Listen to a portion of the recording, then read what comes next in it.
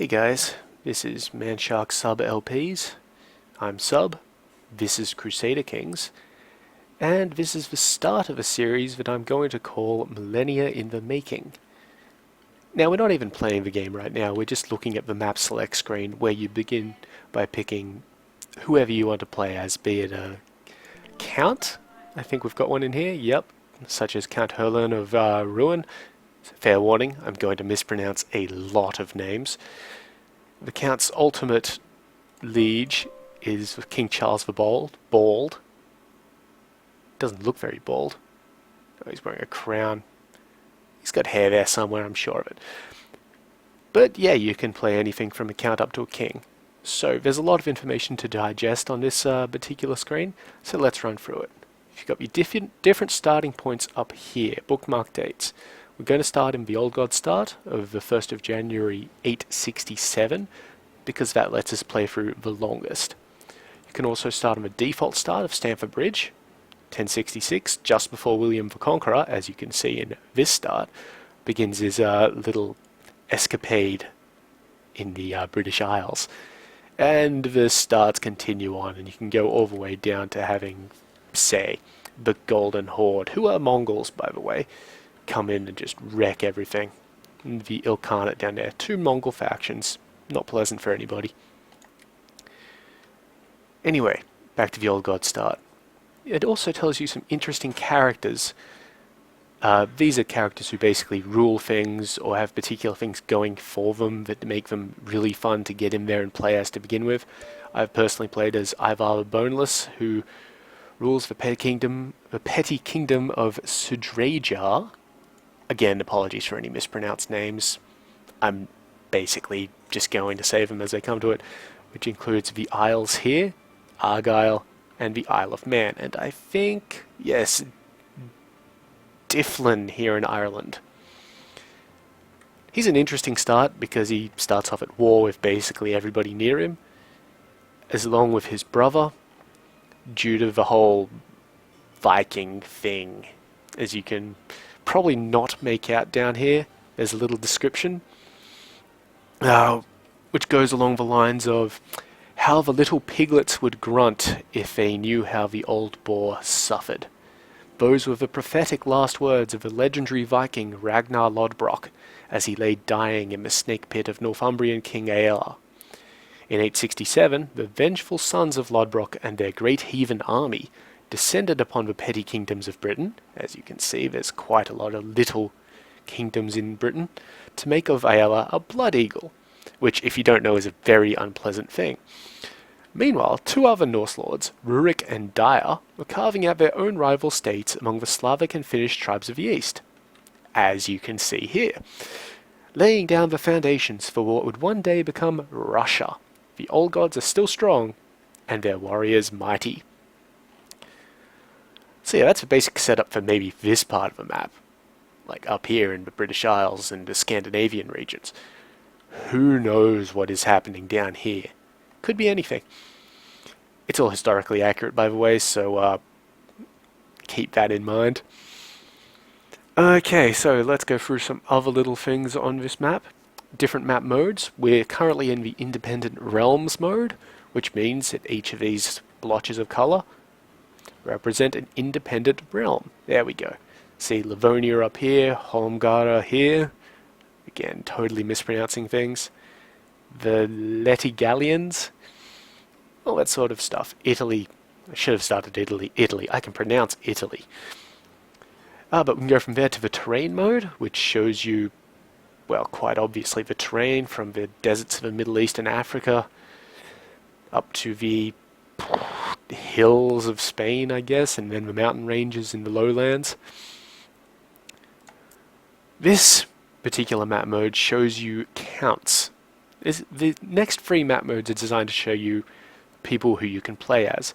For example, if you just go back to the terrain map mode and click there, you know what you're getting. You've got the King of France. Wonderful. If you go to counts, you can find an actual count. All of these colours, all of these little things are counties. See, Cunca here is a county, but it's not owned by a count. Millennia here is owned by a count. It's Well, he's Count class. He's Sheikh Ibrahim of Millennia. And that is probably all that he owns. Yeah.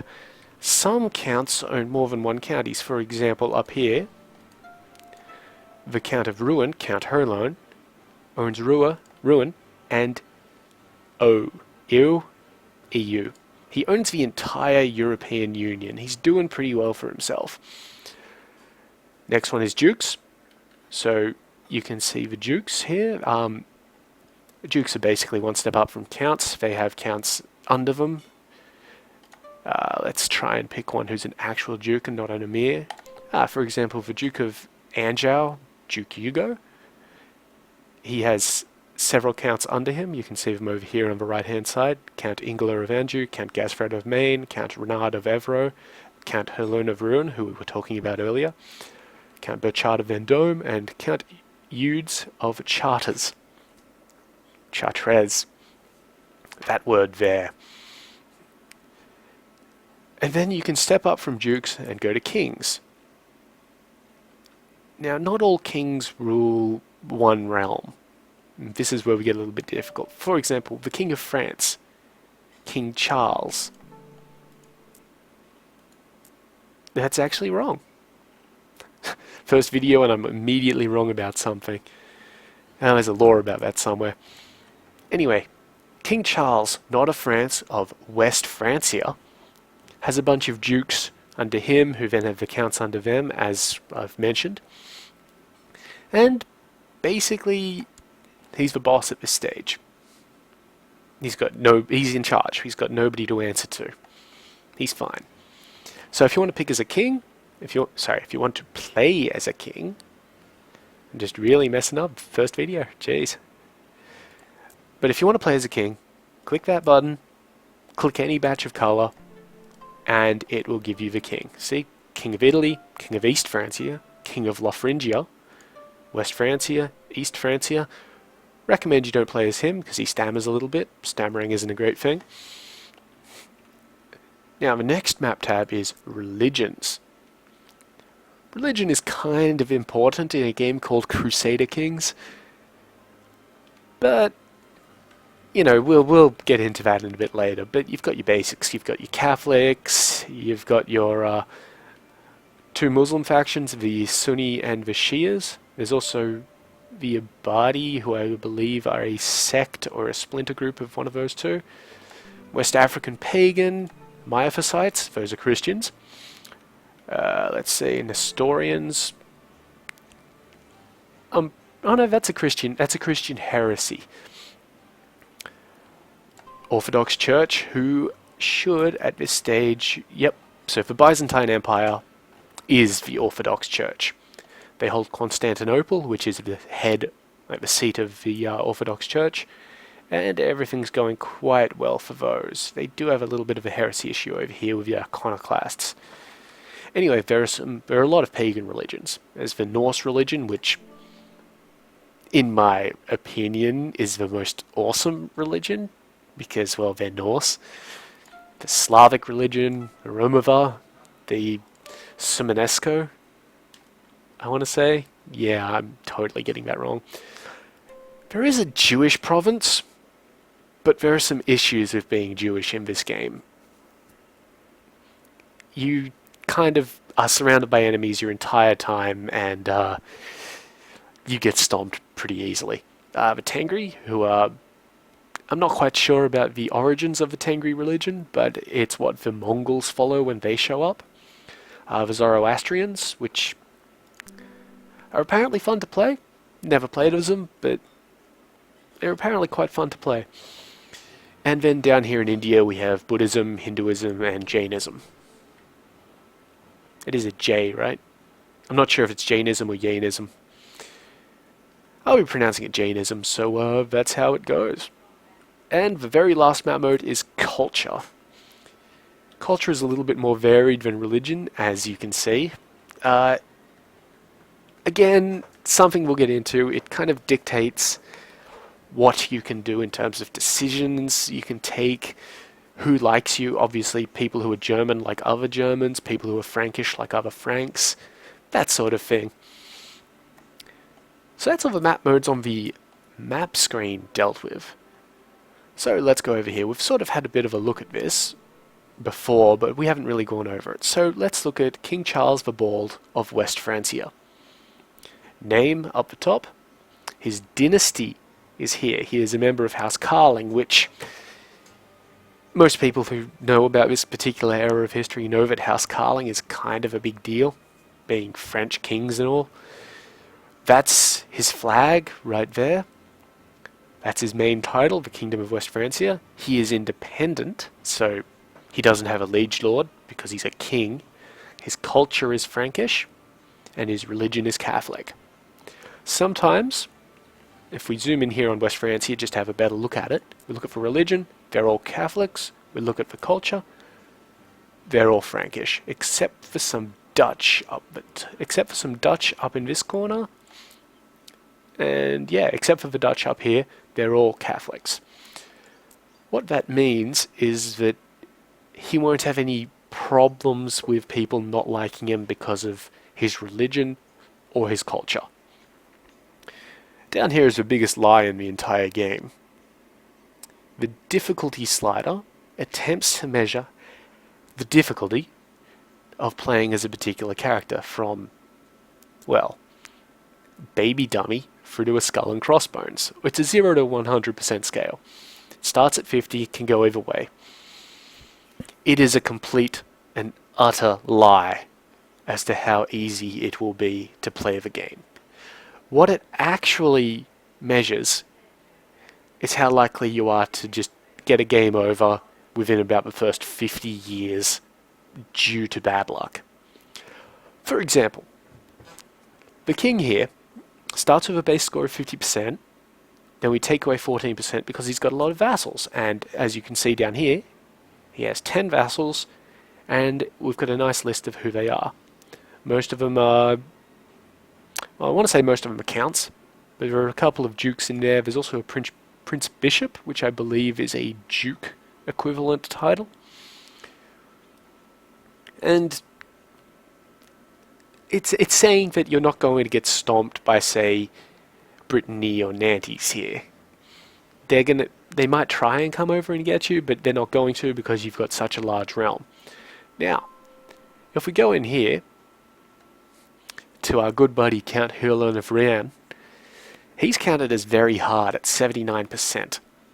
Starts at 50%, adds 20% for being a count, takes away 1% for vassals, which he doesn't have any, so I don't know what that's about. And now here's a critical one, plus 10% for being a member of a small dynasty. As you can see, he's a member of the de Ponteau dynasty, which means that he's not a member of the Carlings to begin with, so that's a negative in his particular thing. His liege lord, Duke Hugo of Anjou, is of the Welf dynasty, so his liege lord isn't even of his dynasty. Basically, he may have 1 or 2 kids. If those kids die, and he dies, game over. That's it. So that's what the difficulty score measures. Nothing to do with the actual difficulty of playing the game. Okay, let's go over here to the left-hand side. These little buttons here are telling you what DLC you're running. I'm currently running a bunch of music and portrait DLCs, which I don't believe are represented here because they're purely cosmetic. So this section is for the DLC which actually affects the game. So you start with the Sword of Islam DLC. This lets you play as a Muslim character. It's pretty fun. I have played as a member of the Idrisid dynasty down here. I believe that they've revamped it, but the Decadence mechanic is kind of interesting. But we'll see how that goes if we play as them. Next we have a Legacy of Rome DLC. Quite important. It lets you kind of have your own personal army, which I find to be invaluable. The Republic DLC lets you play as a Republic. Now that's something to think about. In the current game, we're all part of a feudal system, which means we're nobles. We're either a count, a duke, a king, or, if we ever get there, an emperor. If you want to play as a republic, which means you're not a noble, you can. In the current start of 867, there are only two, say I've clicked this button up here, that brings us to the Republic listings. There are only two republics to pick from. There's the King of Venice, who lives in here, and I believe the King of Amalfi, which is this tiny little province down here. You can also play as a patrician, who doesn't actually own land. They own a little holding in the Republic, and they can eventually become the Lord of the Republic, if you will, the Doe, or the King. We're not going to be playing as a Republic in this particular Millennium playthrough, purely because I will not be able to resist laughing every time that I mention that we are the Doge. Okay, moving on from that, we also have the Old Gods DLC, which lets us start in 867. Normally we'd be forced to start in this starting date of 1066, but with the Old Gods installed we can go all the way back to 867. It also kind of lets us play as pagans such as the Norse, which means it's awesome. Following that, we've got the Sons of Abraham DLC. That has basically improved on the mechanics of the Abrahamic religions, being Christianity, Judaism, and the Muslim religions. And it's kind of alright. I mean, there's still problems with being Jewish, just in the game. There's no problem with actually being Jewish, let me get that right. But from a gameplay perspective, you're just in terrible situations. And then we have the Rajas of India DLC, which is the latest. The main thing the Rajas of India lets you do is be in India. Previously, the game stopped at about this line up here, where the cursor is. Now you can be in the subcontinent. We might actually start in Sri Lanka down here, because I think it looks really cool. And you get a bit of Siberia up here and all that sort of stuff. I'm not quite sure how that affects the Mongol hordes, which they show up. Of course Mongols show up. Mongols always show up. I think they just start from further east, but we'll see about that. Okay, and over here we have the Iron Man button. Iron Man means that the game will save basically every month. It will store your save on the Steam cloud, and you won't be able to use any mods or anything like that. That's not technically true. You can use some mods, I believe, but nothing that affects the game in any significant way. So you turn that on, you can earn Steam achievements. You turn it off, you can play the game without it pausing for saving every month. And down here, this is an invaluable tool, the random character button. You click that, it'll give you a random character. Could be anywhere. So, what we're actually going to do is click around a bit and see if we can analyze some characters. We'll just do a few, and then we'll see if we can find one for our actual play. So, Sultan Yahya II of the Idrisid Sultanate. He is of the Idrisid dynasty. That's a little point of order there. All of the Islamic nations are named after the ruling dynasty. You've got the Idrisids here, the Umayyads here, the Aghlabids here. But anyway, back to Sultan Yahya. I'm not particularly keen on playing as the Sultan here. He doesn't have much in the way. Well, again, luck-based here. He might have a problem with his dynasty. Like, it being small. His kids might all die. So, he's independent. He's of the Berber culture. So we just check that. I believe that, yes, everybody in his realm should be a Berber. And he is an inheritor of Shia Islam. He's pretty much fine. He's got a bit of an issue with West African paganism, but that'll go away. I don't want to play as the Sultan. So, random character. Well, that's weird. That's given us the tribe of... Yes, High Chief Calavar of Kvens, but it hasn't actually shown us where his stuff is. And to add to the confusion, his highest title is the Tribe of Kvens. He is probably somewhere up here. Ah, there he is. In the imaginatively titled Nation of Kvens. Now, he's probably got small dynasty. Yep, small dynasty. He's independent. He's Finnish, which, again, you zoom out a little bit, look at where the nation is, click the culture. That's not good. See, half his realm is Finnish, the other half is Lappish. Now, you can see on the pop-up which has just appeared, here we've got the name of the realm, who owns it, the culture group, and then the terrain. Now, because the culture group of Lappish and Finnish is the same, Finno-Ugric, it's not as much of an issue, but you probably want to have the same culture, so let's not deal with him. So we go to another random character, just click over to the independent. We have Duke Otto of Saxony. Well, Duke Otto of Saxony is not independent. You can see here on the second line, he is a vassal of East Francia. And here we are, King Ludwig the German, the King of East Francia. Duke Otto's dynasty is Ludolfinger. I kind of like that dynasty name. And he owns Saxony, so we can't exactly see where Saxony is at the moment. I know it's around this sort of area. So what we do is we click on Dukes, and we find him. Is that him? Nope. Zoom out a little bit. Ah! Duke Otto of Saxony is actually quite powerful. He has 7 vassals under him. He probably only owns one of these counties himself, but we can fix that. And, yeah, you know what? Duke Otto looks like quite a stellar chap. He's a member of East Francia, which... Let's quickly have a look at the cultures. So he's German. Everything here is German. He's Catholic. Everything here is Catholic. The only potential danger is that he borders Holstein, which is Norse. I don't know if I've mentioned this before, I'm pretty sure I have, but the Norse kind of kick all kinds of ass. So,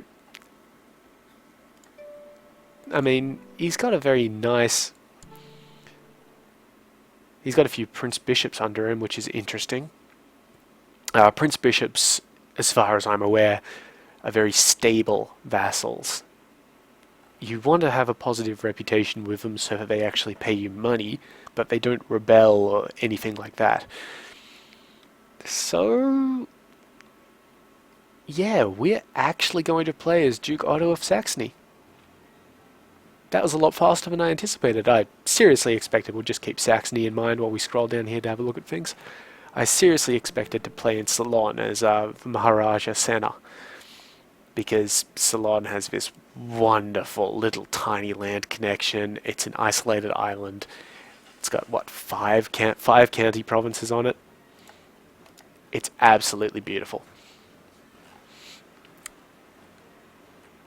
So yeah, we're going to be playing as... Let's find out which actual province he owns. So we can do that. We go to Dukes. We know where his duchy is. It's this one. Then we go to Counts. The only one of those which is still showing up is Lundberg. So we go to Lundberg. That's what he owns. So, I hope you've enjoyed this little explanation and clickfest. And I hope that you'll join me for episode 1, which should be upcoming shortly. I've been Sub. You've been yourselves. Later.